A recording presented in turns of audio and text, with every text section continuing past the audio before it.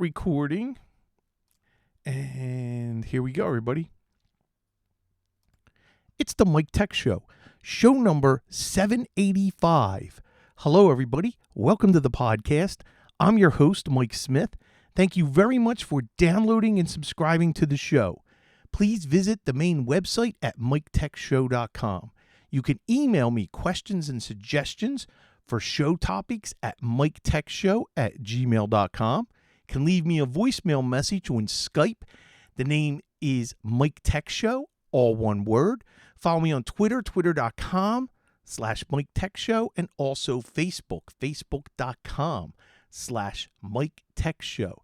This show is brought to you by Instant House Call, robust remote support for IT pros and MSPs, providing unattended and on-demand remote access.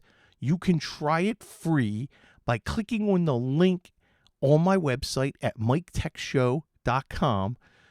When you log in, when you download the free trial, please use the promo code MikeTechShow. And you'll get 15 days for free to kick the tires, try it out. You can also go directly to instanthousecall.com. Got a great show lined up tonight. Going to talk about the Norton antivirus renewal scams. I'm going to read an email. I get 3 of them, 2 to 3 a day. I never get less than 2, all from different email accounts. Unbelievable. Going to talk about Amazon Sidewalk, how to turn off managed security defaults within Microsoft 365. This came up a couple days ago, and I wanted to bring that up because it's kind of buried and it's very hard. I was Googling and couldn't find it, and I knew I had my notes, so I just had to diligently search Evernote, and I was able to find it. The big topic for tonight, 2 projects this week completed, one on Saturday and one on Monday night, Tuesday morning, and I'll explain. Moving a server to a peer server environment, and I have great tips. Let's begin with the Norton scam. I can't believe I continue to get these every single day. This is from a Chad at an email at gmail.com. And the subject is invoice pound and an invoice, a fake invoice number. Dear respected user, right off the bat, when you see a salutation like that, you know there's a problem. Your subscription for Norton Protection has been successfully renewed and restored. The debited amount will be reflected within the next 24 to 48 hours on your AC statement. No, it's not an AC statement. It should have been, credit card statement or something. It has a product description, looks okay. 2 years from the date of purchase is the expiration date. The amount, $329.09 US dollars, and it's on auto renew. Now, here's the big thing, and this is where they want you, where they get you. If you wish to claim a refund, then please feel free to contact our billing department as soon as possible. And there's an 800 number to call, and it's Regards Billing Department. Now, this scam works a few different ways. One of the ways, and I linked a video describing this, but not with Norton, with another type of scam, where when you call that 800 number, they're going to gain remote access to your system. They're going to con you into remoting in. They're going to use your own browser and your own, what you think is your own bank, where they sent you too much money. They're going to pretend that they overpaid you with the refund in order for you to then send that difference back. And that's how they get some of the money. That's just one way. They use so many different methods.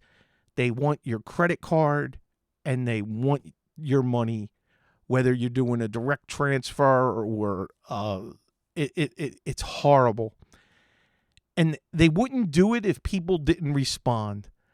I have several clients that absolutely would call that number and respond. I know, I've talked about it. I have 2 clients that have been scammed 5 times. And they refuse. They just refuse to ignore because they can't believe that there's someone out there bad enough to con them. They don't believe that that's possible. So they believe anything that they're asked. And if there's a portion of the population that this is who they're feeding on. So we have to do our best with our clients, and I try very, very hard, educate to avoid these kind of emails. Now, the one thing I've trained, and I really like this, where I have a group of clients, some of them that were scammed before, learned, they forward me that email and they said, I don't think I have Norton, do I? And I'm like, no, you don't. You have XYZ program, but it's not Norton. And what I will do is then tell them just delete the message. So I would rather a client text me a picture of something or forward an email to me so then I can look at it and I can send it back. So I just wanted to share that just because I've seen such an uptick, literally a couple of these and it's making it through my SureWeb spam filtering. It's making it through the junk filter of Outlook. So anyway, that is the Norton renewal scams. Amazon Sidewalk. The article that I'm going to link is from NBCPhiladelphia.com. Amazon Sidewalk shares your internet with neighbors. So how do you opt out? And the article that I have, and I put it in the pre-show, I put it into the chat room, and I am going to do this again with this article. And Amazon launched its Wi-Fi sharing system Sidewalk as a way to extend internet service between Amazon devices like Echo smart speakers and tile trackers. And unless you opt out, your Amazon devices will automatically be enrolled in the program. Privacy advocates have decried the automatic opt-in element. Yes, I just totally disagree with that. So, announced in 2019, Sidewalk uses wireless low-energy Bluetooth and 900 megahertz frequency radio signals to connect compatible devices beyond the normal range of Wi-Fi compatibility. I get what they're trying to do. If you lose internet, it can use neighbors' connections and try to connect in. No, I don't want that. So I understand tile trackers, Ring floodlight cams, Ring spotlight. So all of the Ring devices, all of the Echo devices, everything's going to talk to each other, and they're sharing internet access and creating another network. I don't trust them. If you don't trust Google, you certainly don't want to trust Amazon for this. I get the spirit of what they're trying to do. I understand, but check out those. You have to open up the app and you can actually turn it off. And you can do this on Echo speakers where you navigate to settings, account settings, and tap Amazon Sidewalk. Scroll to the bottom of the Amazon Sidewalk page, tap the toggle bar to turn off the feature. But I got to do that for every device. So Then there's a section to turn off sidewalk on the Ring Cam, which I got to do. For those of you that for secure, no, I believe this is for everybody. So please opt out of this for just because you can't. What's going to be the next news article? How they hacked everything and hacked everybody, and they now have access to your network. No, not going to happen. So I have to preach to opt out of that service. And I want to thank my son, Michael Jr., for putting me on to that this week. All right, something I had to do the other day on a new setup in Microsoft 365. And this is just a single user. And the security defaults are turned on. So I haven't logged in a few weeks, and now I needed to log in as the admin account. And I couldn't get in until I downloaded the Microsoft Authenticator app. Now, I'm familiar with this, and I just have too many clients. I will use it when a client wants this. But how do you turn it off if your client doesn't want this? The only way to do that is you have to, if you're already presented with it, you got to go through the hoops of getting connected and adding that to the Microsoft authentication, where you prove who you are. It ties it to that phone number of the cell phone. Now, once you get to the admin access, you scroll down to the left-hand side after you pick, admin, and pick Azure Active Directory. You're going to be brought to another screen. Pick Azure Active Directory again. Then pick Properties. Then pick Manage Security Defaults and turn that to No. Now, this is funny. I did that for a client who now wants that on. And tomorrow I have a conference call in the afternoon where I'm actually going to be enabling that, which is fine. I leave it. I explain the pros, the cons. The pro is it's safer. Absolutely. The con is the inconvenience. And that's the challenge. Security and protection is an inconvenience. When we go through the TSA on an airplane, it's now slower and they have to check everything. We want to be more secure because of 9/11. So security is an inconvenience. And that's how I describe that. And now, do you want to go through that or not? There's a balance of being secure or just being challenged way too many times. And that's very delicate balance that you have to have that discussion with your client to decide what's best for them. And you demonstrate the process of those security features and let them decide where you're counseling them. Don't turn off too much, but turn on just enough where they're happy. Now, if there's compliance involved, then you got to follow that. And that's a whole different story where you got to have two-factor authentication and everything, set up according to the compliance rules.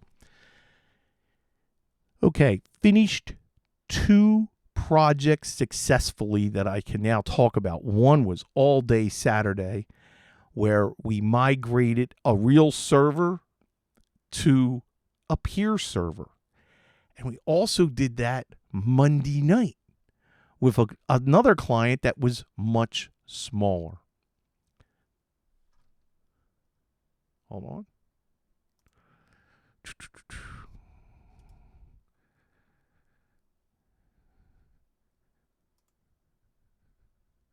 Give me a second. Okay. All right. I took care of that.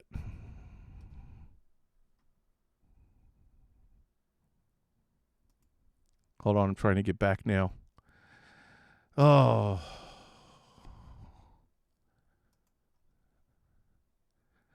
I can't get into the chat. Oh. Hold on a second. I just banned someone and it's taken over my whole screen and I can't get back to the chat. Guys, help me out. I've lost access to the chat. I'm going to be closing the chat down. Okay. I mean, the chat's up, but I had to close it because when I go to ban someone, it takes over the screen and there's no way out to try to bring it back. So now let's see if I can bring that back. Doc. And let's bring chat. And there we go. Test. Okay, I'm back in. But I shouldn't have to close the chat room just to ban someone and then come back. So my moderators are sleeping. All right.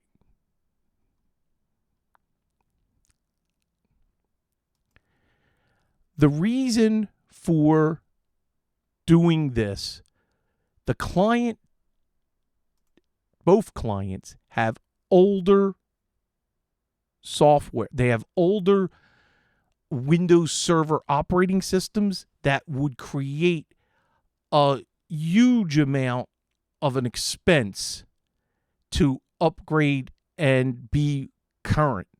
And there's no reason, based on both companies not having enough software that's needed to run. The one client, it's literally just file sharing. Could have did a Synology, but I didn't. Then we're just doing a nice Windows 10 brand new desktop, an Optiplex with lots of RAM and big solid state drives. Then the other one, it's just one program, which is running called Drive Image, which handles scans and can file them properly. So I want to, since I had two projects like this where we had a dozen users on Saturday, but only 3 users Monday night. What is the process that I use? First, create a local admin account. So that's where you got to go to administrative tools, computer management, a user. I make an account called admin. I give it a complex password, and then I make them a local administrator, that account. This is in case you lose access. Now I used an incredible program that years and years ago a listener wrote in for the Profile Migration Wizard. I will make sure I have a link to that, and I've linked that many times in the past. That's a great free program. We run that program where we pick the computer, not the domain, and check add to a work group. Put the account name in, run this wizard. It takes a few minutes to run. Then there's a reboot. It takes another few minutes to boot. And then we can go to town. We didn't lose anything from that profile. It unhooked them from Active Directory and the domain. But here's the issue. And this is the trick. It's always a DNS problem. Whenever you're in a network and there's issues and you have any kind of trouble doing something or something not looking right, or check DNS. It's always DNS. So the first thing I do is manually put the DNS 8.8.8.8. I put that in and reboot. And now things look normal where I can go from the private network to the public network to private. I can set the security settings that I want. So now we can map drives to the new server. Because one of the things you need to do prior to all this is check out all the shares, write down all the shares and permissions. Once I have that, I want to remove the shares from the server. So I want to disable those shares because we don't want any users accidentally modifying files during this process. Then I run SyncBack Pro, I create a share on the new server, sometimes at the root, and then I can get rid of it. But you create a share where I can copy the files from the one share to the other. And I have each one as a separate job for each share. And the reason SyncBack Pro is SyncBack free will not run on a true Windows Server operating system. But you get a 30-day full function trial for SyncBack Pro. So if you only have one project, one job, and you're only going to use it the one time, and then I also have multiple versions with licenses that I carry with me. So even if there's a hiccup or some kind of problem, I have a valid license that I can use. So now, SyncBack Pro, I'm copying files from the server to the peer server. Well, on Saturday, I noticed on the first share copy, the speeds were so slow.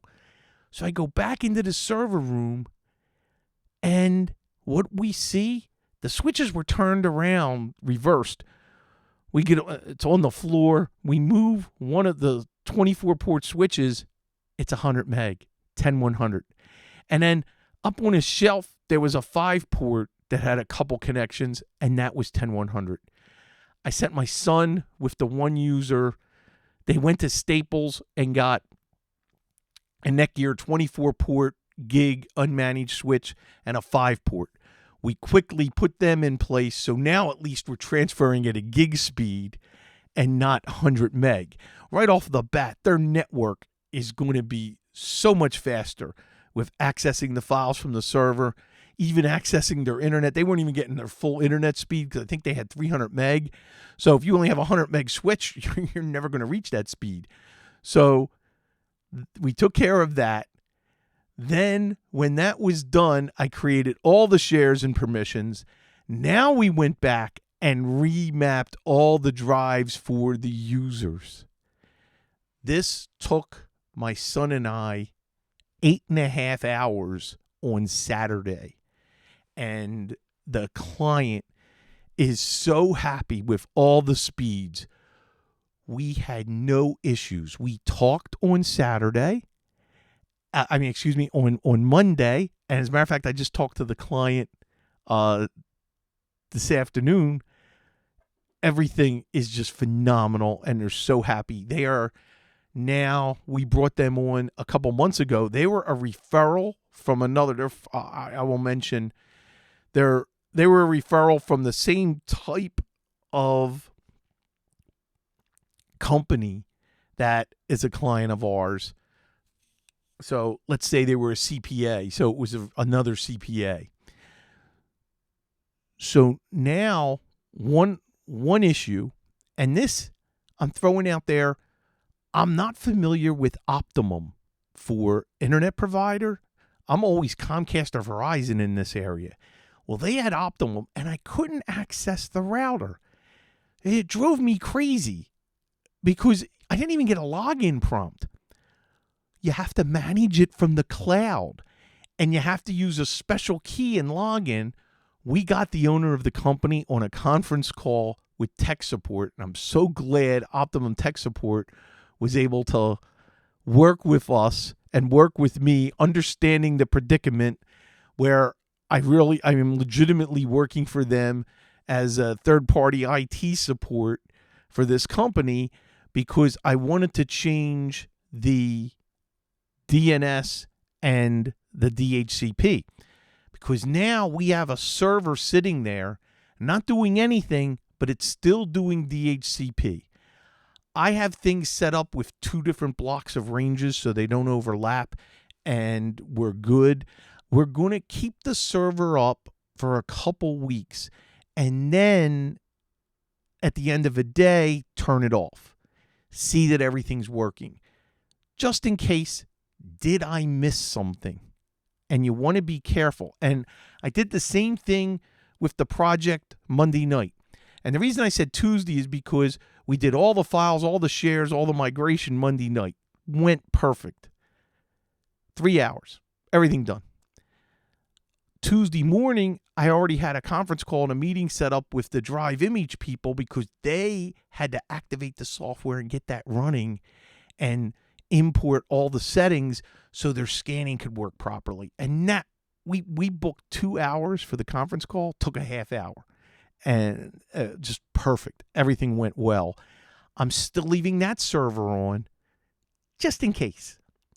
Now, something else I had to do, and this was tough, had to figure this out.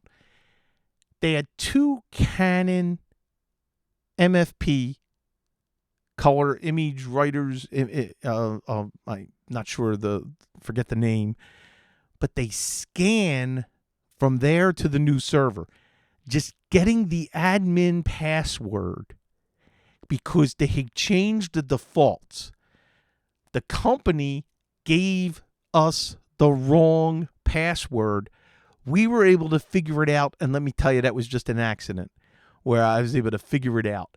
And we were able to get into both Canons and set up scanning to the new server. Because what I was afraid my backout plan was going to be, if I can't physically change that on the scanner, then I would have to leave that share on the old server so it could continue to scan, and then I'd have to map everybody, like an S drive for scans or something, back to the old server. And I really didn't want to do that. So I was very glad we were able to figure out the passwords. And very interesting. Let's put it this way. If someone tells you a password is 1, 2, 3, 4, 5, 6, 7, try 7, 6, 5, 4, 3, 2, 1. And let's just say that worked. So we were able to, and it was funny because one scanner was one way with the admin reversed, but not the password. And it was the reverse where the admin login was not reversed, but the password was. So was able to, spend an hour trying to figure all that, but finally got it. So that was really good. Got lucky there. Now, clients very happy. Both retainer clients, and the one has been a long-time client of mine, and just really glad to now retire some very old Windows 2008 servers. Got them with very nice Windows 10 servers. Let's see. A final email I want to get to. This is from Austin, who's a regular listener from India, and he has a podcast. I have to link it. It's the Blind Android Users. And Austin writes me frequently. And he was listening to my latest YouTube video in which I said that my website was infected. And he reminded me that he has WordPress and has his podcast and recommended WordFence. It's a firewall, anti-malware, update detector, and everything. It is set up properly. It will email you every day or every week, depending on how you configure for the activity on the site. So I want to thank, I will get a link to that. Austin, thank you for that. I wanted to pass that on because I mentioned a few weeks ago I had a problem, and the software I put in the show notes and talked about, what I was able to use to fix everything. So, all right, that is it for tonight's show. I want to thank everybody for listening and staying subscribed. Please remember to use our Amazon link. Carrie Holzman and I share a link where if you go to the show notes, click on that, and then add the items to your shopping cart, after you check out and buy them, we'll get a very small commission, but it adds up.